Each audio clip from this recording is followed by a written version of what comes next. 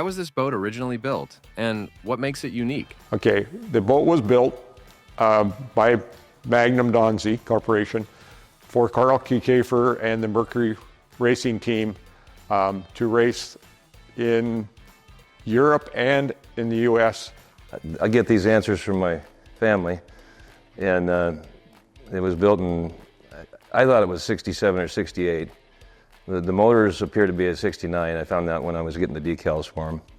But it was supposedly the winner of the 1968 Bahama 500 race with a guy named John Stenback. And that was his big victory, from what I understand. But it was a Mercury racing boat. It is made to go long distances, not necessarily at extreme speeds, but between 50 and 60 miles an hour, maybe a little more, depending on the conditions and things. So that was primarily why the boat was built. Well, originally it was built for the Kiekhaefer Corporation to use as an offshore racer. The factory racing team was kind of a big thing right at that time. And it's a Donzi Magnum. Donzi was a boat company, and the Magnum is kind of the offshore racers or similar description. And they used it. Now, we're not 100% sure, but we believe Miami-Nassau race when it was running, and then that's what they used it for. How did your family acquire the boat originally, and why? It's fairly a long story, but my father, who started the Mercury Outboard, our dealership in Wenatchee, East Wenatchee, actually, was the biggest dealer in the Northwest. Originally, my father was attending, Mercury had awards for dealers that were doing good jobs for Mercury outboards, and they were in a dealer congress, and he spoke with Carl Kiekhaefer about getting a boat because they were having races around Whidbey Island, and my father wanted to participate in that, and so he made arrangements with Kiekhaefer to pick up the boat. Grandpa was really into racing. His father was into hydroplanes. Grandpa was into racing hydroplanes. They liked going fast in boats. They liked racing boats. It wasn't so much cars or anything else like that. So Grandpa, Bob, drove down, was at the Mercury Dealer Congress, spoke to Carl Kiekhaefer, told him that he was interested in a boat like this for using it up in the Northwest, races around the Northwest, and he asked him if it would be all right if Carl would be willing to sell him one. And Carl liked my grandpa, and they had a personal relationship. So he said, "Sure, Bob, I'll be happy to sell you a boat. Just come on down and pick out the one you want, and we'll make some kind of number work, and you can take a boat home." And so when my grandpa drove down to Florida, he purchased a brand new truck in 1971, drove with my grandma down to Florida, put a trailer on top of the truck, and then picked up this boat. He chose this one out of the many he had the option to choose, and loaded it on the trailer and drove it home. Was this a normal thing for Bob to do? Yeah, I think if he was interested in it, it would be normal, but it was pretty abnormal to be able to have the opportunity to buy something like this. He would take anything that was racing or at a reasonable price, whether it was normal or not. It was just the way he did things. That things that were free or cheap, he would get. And the fact that the race boat made it all that much more important to him. Well, he grew up racing, and he was raced boats with his father. He was a deck man in the old days, and then after my grandfather raced all over the Northwest in his little race boats, the 460s, and my father raced those, and so he was always wanted to race, and so that was just kind of a thing that he had in his agenda to do. Anything that was fast, he liked. How often did the boat run after it was acquired? Did it ever compete? The way I recall it, because I rode in it, I think it was 1984, and the way I recall it, it was either my grandfather and Everett Gill or my grandfather and Dan File were racing it. Tom had built a mold off the boat and built another boat that was slightly shorter than this called the P40. And I recall that I really wanted to ride in the P40, but I got to ride in the 303. Now I'm pretty happy about that. But I think it was Dan File and my grandfather that gave me a ride in it. So I thought it was racing that day, but Tom would know better than that. So it ran occasionally up here in the Northwest. My grandpa didn't race it that much. He really originally wanted it for a race. There was an endurance race around Whidbey Island that he wanted to run it in. And when he got here, either the rules changed or something had happened where you could only run twin outboards. This is a triple, so he was unable to run it in that race. He did try to enter it in several different races around the area. There was one in Moses Lake. There was a race in Chelan that it ran in.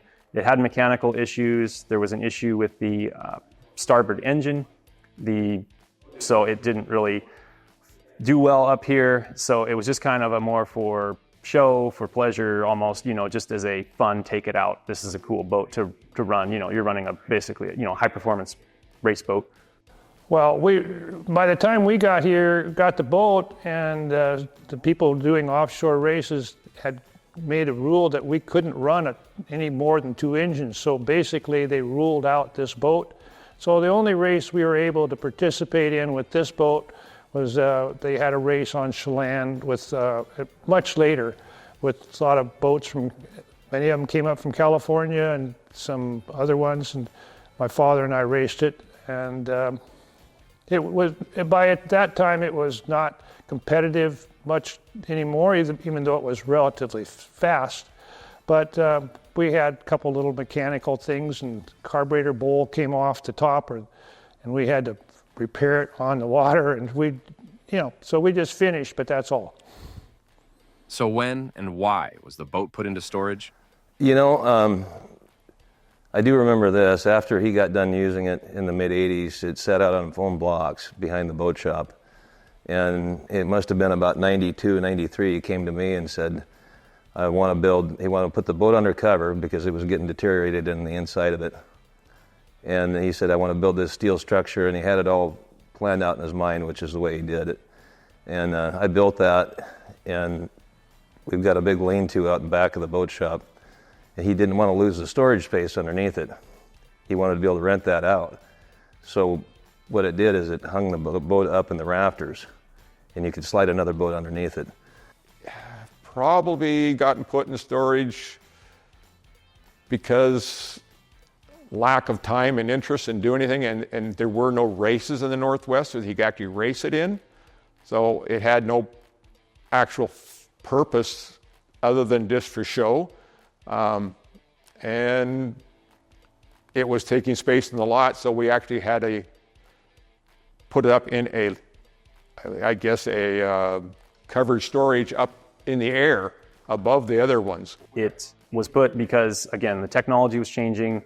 The boat was becoming dated in the sense that it just couldn't keep up with other newer modern technology boats. And also there were other things that the family was doing. They were trying to grow the business. The sons were coming in and doing more business related things. So they didn't have time for all this racing stuff. When did your family start this restoration project, and why?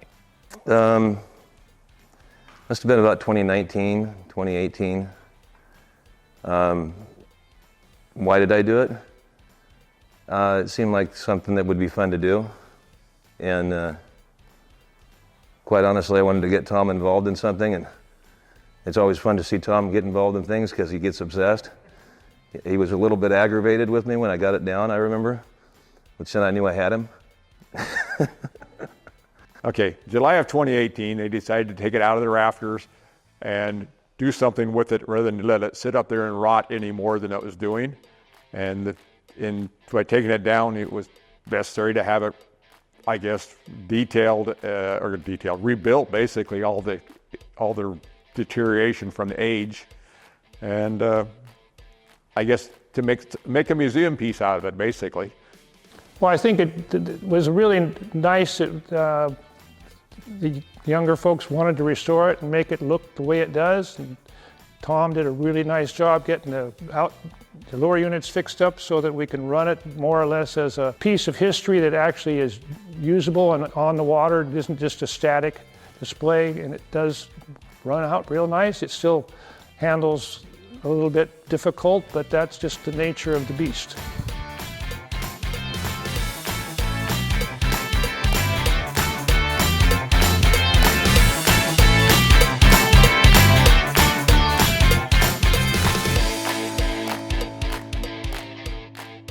Now let's talk about the boat a little bit. What is so unique about the engines on this boat? So it's powered by 3 Mercury 1250 BP engines, which are 100 cubic inch inline 6 outboard engines. The BP stands for blueprinted, so that means that the factory went through and completely tuned the engines, balanced the engines, rods, pistons, all that was put together in an engineered way so that it produced more than 125 horse. We think it's around 140 horsepower engines. There's a few of them around, but not very many, so they're pretty rare. What were some challenges you faced during the restoration process? Well, it's just money, and there's plenty of it spent on it. The upholstery, I thought that we could just recover this, and a friend of mine that owns Cascade Restoration did the upholstery work. He said, no, we really want to replace the foam on the back side of it. Now, it wasn't a challenge, he did it. It just got expensive. But the biggest challenges were those lower units. And Tom ran into the technical issues. Well, as far as the boat, the body of the boat, I had very little to do with that. But obviously some of the challenges were more for me and other people that were not doing the graphics, I guess, of the boat, was the wiring that was used back in the industry back in 69, 70, 68 even, would rot just from age. Didn't have to see sun, oil, or anything. So all the wiring in the boat and on the motors had deteriorated to the point where they were no longer functional. What's the future for this boat? So we're fortunate that Grandpa decided not to ever sell this boat after he acquired it. We know he had the opportunity. People would constantly ask about it when it was up in the rafters. You know, everybody down at the store thought, well, you know, Bob sells anything because he loves making a buck. But this was a personal thing for him. He didn't have any desire to ever part with this, at least in his lifetime. So we're fortunate that you know, family, Andy and Tom, were able to take on the project and get the input, you know, from Dan and Dick and the help that everybody did to bring this back and the help to run it once it did get back in the water. So as far as the future for the boat is concerned, definitely on display. It wants to be shared. It needs to be shared. It's a really cool piece of racing history that, especially boat racing history, that just needs to be out there. Well, I think it's something that's kind of historic. You can see a lot of movies that show, not a lot, but some movies that show boats that ran during that period of time. And if this boat isn't in it, it's one that's identical to it, and one of the movies is out. So it's kind of a show piece and something that's very different than what's out there now. And it was a time, you know, it shows boats in a period of time in the 60s and 70s. So it's a good historical piece of artifact. In your opinion, what's the future for this boat? What's the future for the boat? Yeah. Oh boy. I think the future of the boat is keep it on, well, have it available for display for a boat show purpose, or maybe someday if some of the next generation wants to build a bobfile boats museum, it would be in a museum with that and some of the other racing history that's in the family. I say dating back clear to the 1920s and 30s when our grandparents and great-grandparents were racing boats, you know. I guess I won't be involved in that because it's too much effort, but maybe someday somebody will do it. Even if it's just a photo museum, you know, that would be interesting.